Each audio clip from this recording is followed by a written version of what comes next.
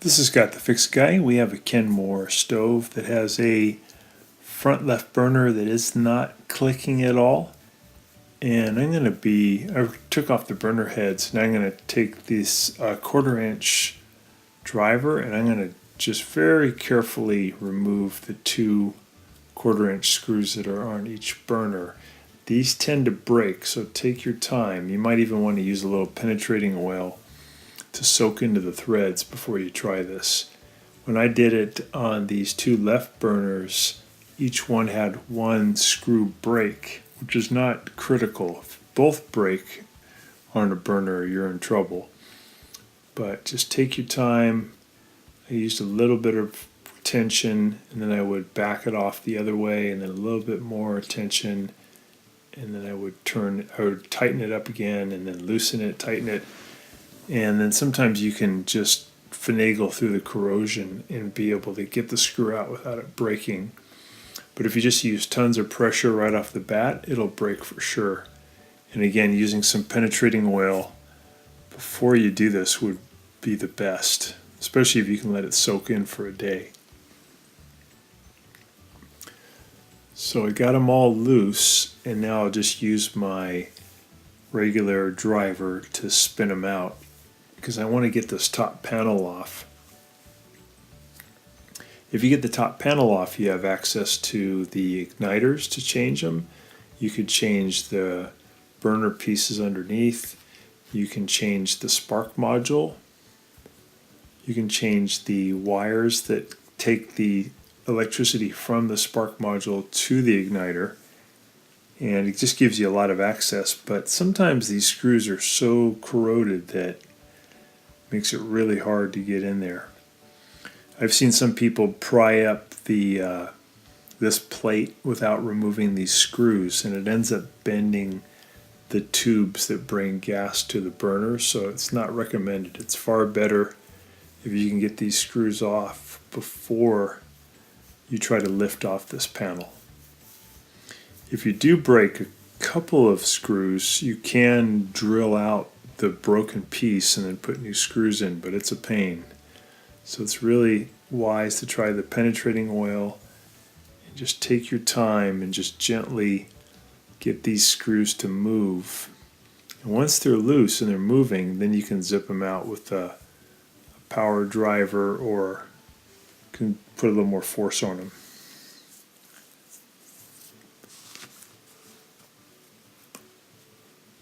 So this is Kenmore, but I believe it's made by Whirlpool.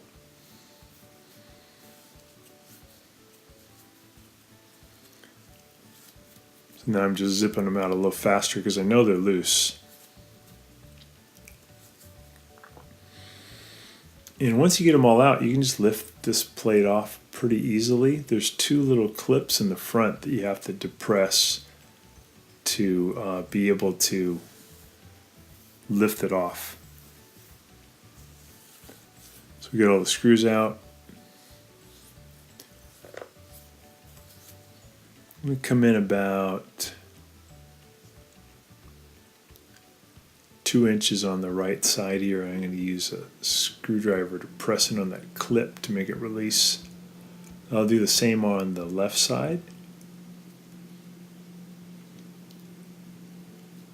Now we've got the plate off, and we can lift it up and get it out of there.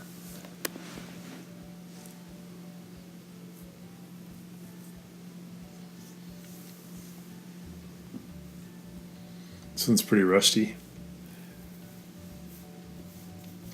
So here's some of the components. Here we have the tube that brings the gas to the burner. I just took the wire off of the igniter. It's just a spade connector, it just slips right off. This is the igniter that wasn't working. I'm just checking its connection to the spark module, which lives right here underneath this plate. And the spark module comes out pretty easily. You can just push in on a couple of tabs. This is the spark module, and I'm just checking its connection for that one wire that goes to that left front igniter that wasn't sparking. So the spark module, turns out, was doing fine, the igniter's doing fine, the wire's doing fine, but the switch at the burner for that one is broken. So I'm going to actually be replacing the burner switch. But if you ever need to replace the spark module, this is how you would do it. It's pretty easy. And they're pretty inexpensive. Just push it back into position into its two little clips. I would replace the spark module if you had a condition where you weren't getting any clicking to a certain igniter. When you turn on the switch on any of the 4 switches on the burner, all of the igniters should click. If you notice that just one of the switches isn't working, then that's a problem with the switch.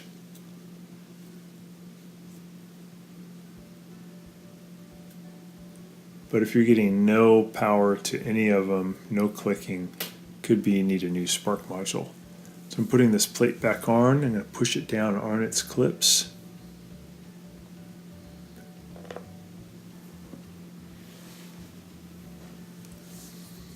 I'm going to guide the burner heads and igniters back through the holes, just carefully using my fingers to help guide it through, and then I'll put the screws back in.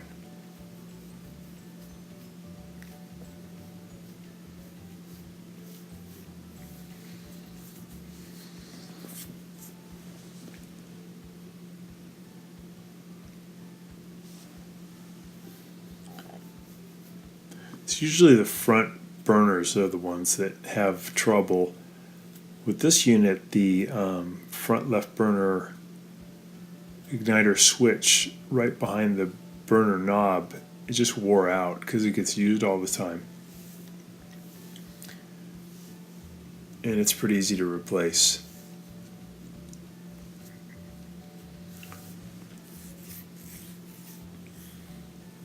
That one still doesn't have any effect, but when you turn on the burner to the right, then all the igniters click. So I know that the igniter's good, I know the spark module's good, but I know that it's a switch in this case. And now I'm just going to clean with a wire brush the top of that burner, and then I'll clean the burner head and all the metal parts that come in contact with it, and then that allows for a stronger spark.